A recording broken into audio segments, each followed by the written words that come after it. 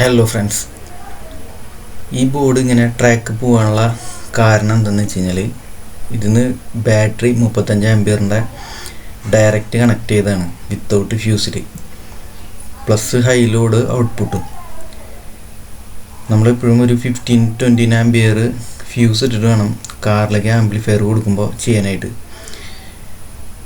ചിലപ്പോൾ ഇത് ചെയ്ത ആൾക്കാർ ഫ്യൂസ് കൊടുത്തിട്ടുണ്ടാവില്ല ഇതിന്, അല്ലെങ്കിൽ ഇത് കൊണ്ടുവന്ന് കണക്ട് ചെയ്യുന്ന നേരത്ത് ഫ്യൂസിലാണ്ട് കണക്ട് ചെയ്തിട്ടുണ്ടാവണം. നെക്സ്റ്റ് നമ്മൾ ചെയ്യാൻ പോകുന്ന വീഡിയോ ഇത് റിപ്പയർ ചെയ്തിട്ട് ഒരു സോണിയുടെ ഓയിൽ സ്പീക്കർ ഇട്ടിട്ടുണ്ട്, അതിലേക്കുള്ളൊരു ആംബ് സെറ്റ് ചെയ്യാനാണ്. ഓക്കെ ഫ്രണ്ട്സ്, അപ്പോൾ ആരെങ്കിലും ഡയറക്റ്റ് കാറിലേക്ക് ആംപ്ലിഫയർ കൊടുക്കുമ്പോൾ വിത്തൗട്ട് ഫ്യൂസ് കൊടുക്കാതിരിക്കുക.